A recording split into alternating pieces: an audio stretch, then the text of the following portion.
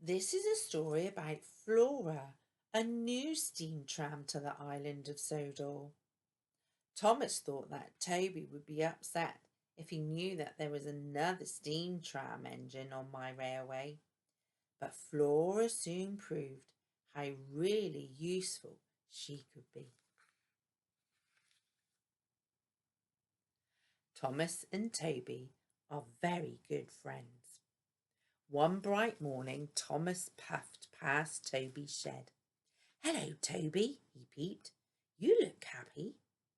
"The Fat Controller has asked me to lead the parade at the first Great Western Festival," Toby wished excitedly. Thomas was pleased for his friend. "Everyone would cheer for you, Toby. You're the only steam train on Sodor," he smiled.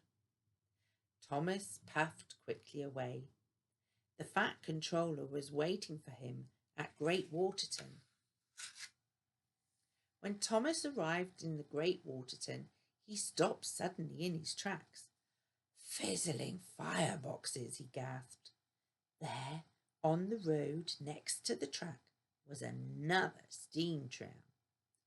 "Thomas," boomed the Fat Controller, "this is Flora. She is the new steam tram on Sodor."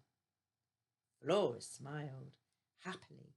"Hello, Thomas," she puffed. Hello," Thomas puffed back. "Flora is to lead the parade with Toby," the Fat Controller said. "Please take her to meet him. Then Toby can bring Flora back here in time for the parade." Flora's crew changed her road wheels for steel rail ones so that she could travel on the track. "Toby thinks he's leading the parade all by himself," he worried quietly. "I must keep Flora away from Toby until after the parade." Thomas knew he would get into trouble with the Fat Controller, but he didn't want Toby to be upset. Before long, Thomas and Flora were steaming through the countryside when they had to stop at a signal.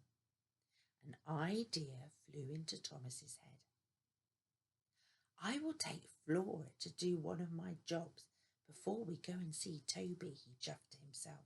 "That way, Toby is sure to have set off to lead the parade." "Let's go to the woodyard first," Thomas puffed to Flora. "It won't take long."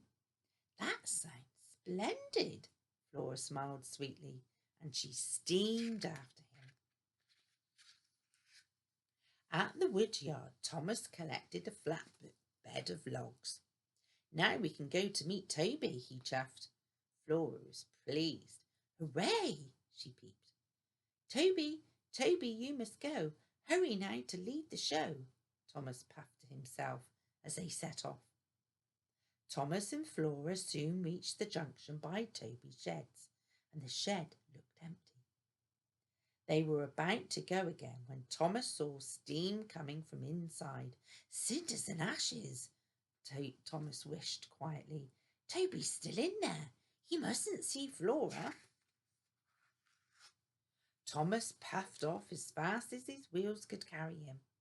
"Quickly, Flora," he whistled loudly. "I've just remembered. We must go to the quarry first." Flora was surprised. "If you say so, Thomas," she chuffed chirpily, and she followed Thomas down the narrow track to the quarry. At the quarry, Thomas coupled up to some slate trucks. "Now we can go and meet Toby," he said to Flora. Flora was excited. Toby, please have gone. Lead the show, be proud and strong," he puffed to himself. The two engines went back to Toby's shed, and this time Thomas was sure it was empty. Suddenly there was a ding-ding sound. It was Toby's bell. "Oh no," thought Thomas. "Toby's still inside his shed. He mustn't see Flora." "Quickly, Flora," Thomas wished. "We're late to pick up my load at the docks." Flora was surprised. Well, if you say so, Thomas," she said wearily, and then they clickety-clacked back down the track. At the docks, Thomas was coupled up to his large load to take to Great Waterton. Thomas was sure Toby would be leading the parade by now. Come on, Flora, he whistled. Flora's axles ached, and then there was trouble. Flora had chuffed too far and run out of coal. I'm sorry, Thomas, Flora cried.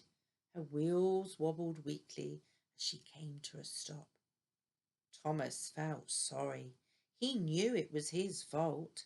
But just then he heard a chuff and a puff and a ding-ding of a bell. It was Toby. I've been waiting for you, Toby huffed, and then he saw Flora. Who's that? He gasped. Thomas was worried. Neither of them was at the parade, and the fat controller would be very, very cross. Flora, this is Toby. Toby, this is Flora, Thomas puffed bravely. But instead of being upset, Toby smiled. Oh, Thomas, I wanted to tell you that I was too scared to lead the parade all by myself. Now Flora and I can lead it together. Thomas had to right his mistake, and quickly. Flora, take some of my coal, Thomas chuffed. I'll collect more from the coal shed. So Thomas's crew took some of his coal and made a good fire in Flora's firebox. And before long, Flora felt much better. Now puff as fast as you can to the Great Waterton, Thomas told the two tram engines, and Toby and Flora chuffed quickly away. Thomas puffed into the Great Waterton just in time to see the flatbed being unloaded. It was a wonderful tram car for Flora.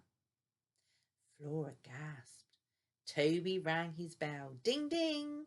And Thomas smiled to his two friends as they set off, leading the first ever Great Waterton parade. The children cheered and the brass band boomed, and Toby and Flora looked splendid. Now I have two best friends, Thomas peeped, and they are both steam trams.